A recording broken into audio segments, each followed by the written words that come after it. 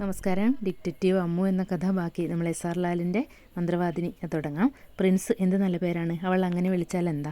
കൊച്ചടുക്കളയിൽ ചാമ്പൽക്കൂട്ടിൽ കിടന്നവൻ ആലോചനയിലാണ്. അമ്മുവിൻ്റെ വീട്ടിൽ 2 അടുക്കളകളാണുള്ളത്. ഒന്നിൽ പേര് കൊച്ചടുക്കള എന്നാണ്. അവിടെ വിറക് കൊണ്ടുള്ള അടുപ്പാണ്. അടുത്തായി ഒരു ചാമ്പൽക്കൂടും. അവിടെയാണ് അവൻ്റെ വാസസ്ഥാനം. തണുപ്പുള്ള മാസങ്ങളിൽ പ്രിൻസ് കുളിര് വന്ന് മൂടും. രോമങ്ങൾ എഴുന്നേറ്റ് നിൽക്കും. അമ്മാമ്മ തീക്കനൽ ചാമ്പൽക്കൂടിൻ്റെ അടുത്ത് കൊണ്ടിട്ട് കൊടുക്കും. ഇളം ചൂടേറ്റ് കുളിരൻ അങ്ങനെ സുഖിച്ച് കിടക്കും, ഉറങ്ങി മതിക്കും.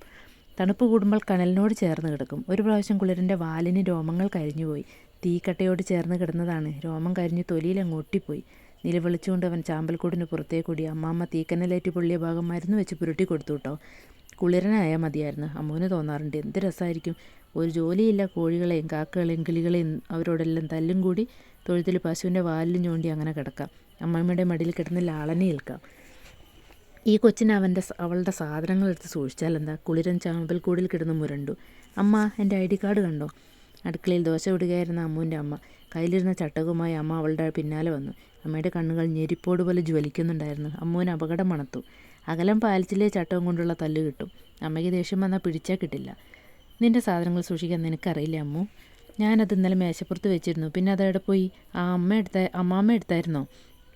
നിൻ്റെ ID കാർഡ് ഇട്ടല്ലേ ഞാൻ നടക്കുന്നത്. അമ്മ ചട്ടകൻ ഓങ്ങി. കുളിരൻ അവിടെ ആഗതനായി. അമ്മുവിന് 2 കിട്ടാൻ സാധ്യതയുണ്ടെന്ന പ്രതീക്ഷയിലാണ് അവൻ്റെ വരവ്. അങ്ങനെയാണെങ്കിൽ ഒന്ന് കാണാലോ. ദേ, കുളിരൻ ഇന്നലെ എൻ്റെ മുറി കയറി. ഇവൻ കടിച്ചുകൊണ്ട് പോയി കാണും.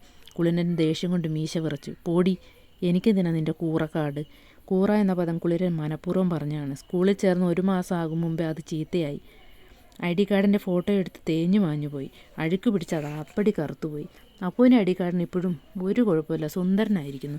അമ്മു മേശപ്പുറത്തിരുന്ന കല്ലെടുത്ത് കുളിരൻ നേരെ ഓങ്ങി. കുളിരൻ ഒഴിഞ്ഞു മാറി. അമ്മുവിന് നല്ല ഉന്നമാണെന്ന് അവനറിയാം. നിനക്ക് നിൻ്റെ കാര്യങ്ങൾ സൂക്ഷിക്കാൻ അറിയില്ലേ? അമ്മയും അന്വേഷണത്തിൽ പങ്കുചേർന്നു. അപ്പു കട്ടിലിനടിയിൽ പരതാൻ തുടങ്ങി. അടുക്കും ചിട്ടയുമില്ലാതെ കിടക്കുന്ന മേശപ്പുറവും മുറിയും കണ്ട് അമ്മൂമ്മയ്ക്ക് ദേഷ്യം ഇരട്ടിച്ചു. ഞാൻ ഈ മേശയിൽ വെച്ചിരുന്നാണ്. അവൾ മുറിയിൽ ചുറ്റി നടന്നു. പിന്നെ പറന്നുപോയോ? മുറിയിൽ തന്നെ ഉണ്ടാവും. അമ്മു ചിണുങ്ങി. സ്കൂളിൽ പോകേണ്ട സമയം അതിക്രമിച്ചിരിക്കുന്നു. ഈ മുറിയിൽ നിന്ന് കിട്ടിയത് തന്നെ. ചന്തപ്പറമ്പ് ഇതിലും ഭേദമാണ്. എൻ്റെ അമ്മു, നിനക്കൊന്ന് വൃത്തിയാക്കിയാൽ എന്താ? നിനക്കിവിടെ എന്താ പണിയുള്ളത്? അമ്മുവിൻ്റെ മുറിയിൽ പല സാധനങ്ങളാണ്. വഴിയെ കിടക്കുന്ന പൊട്ടും പൊടിയും പെറുക്കി കൊണ്ടുവരും. അതെല്ലാം മുറിയിൽ ശേഖരിച്ചു വെക്കും. വന്ന് മേശപ്പുറത്ത് പുസ്തകങ്ങൾ വയ്ക്കാൻ കൂടി സ്ഥലമില്ലാണ്ടായിരിക്കുന്നു. ഇതെല്ലാം കൂടി ഞാനെടുത്ത് ചൂടും, നോക്കിക്കോ. കുളിരന് സന്തോഷമായി. ഇവൾക്ക് 2 വഴക്ക് കിട്ടുന്നതിൻ്റെ കുറവുണ്ടായിരുന്നു. ഇവൾക്കിവിടെ ഒരു പണിയില്ല. മുറിയിലൊന്ന് വൃത്തിയാക്കി സൂക്ഷിച്ചാലെന്താ? അവൻ്റെ കാര്യങ്ങൾ സൂക്ഷിച്ചാലെന്താ? അമ്മാമ്മയുടെ പുറകിൽ സുരക്ഷിതമായി നിന്ന് കുളിരൻ ഉച്ചത്തിൽ പറഞ്ഞു. നിനക്ക് വച്ചിട്ടുണ്ടോട്ടാ കുളിര. ഞാൻ സ്കൂളിൽ നിന്ന് വന്നോട്ടെ. അമ്മ അവന് നേരെ കണ്ണുരുട്ടി. ഇത് പിന്നെന്താടി? പുതപ്പിനടിയിൽ നിന്ന് ID കാർഡിനെ അമ്മ പുറത്തെടുത്തു. ഒപ്പം അമ്മുവിൻ്റെ കയ്യിലിരുന്ന പിച്ചും. അവളുടെ ജീവൻ പോയി. കുളിരൻ വിശേഷിപ്പിച്ചതുപോലെ കൂറയായ ഒന്നായിരുന്നു അത്.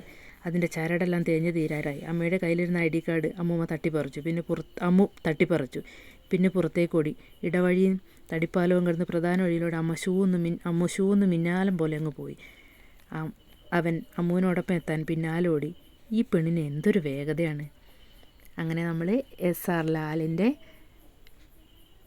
ഡിറ്റക്റ്റീവ് അമ്മു എന്ന കഥയിലുള്ള മന്ത്രവാദിനി എന്നുള്ള കഥയാണ് ഇപ്പോൾ വായിച്ചു തീർന്നത്. ഇനി നമ്മൾ അടുത്ത കഥയൊക്കെ ആയിട്ട് കാണും. അപ്പം നമ്മുടെ ചാനൽ എല്ലാവരും സബ്സ്ക്രൈബ് ചെയ്യണം, സപ്പോർട്ട് ചെയ്യണം, കമൻറ്റുകൾ അറിയിക്കണം. അപ്പോൾ എല്ലാവർക്കും നന്ദി, നമസ്കാരം.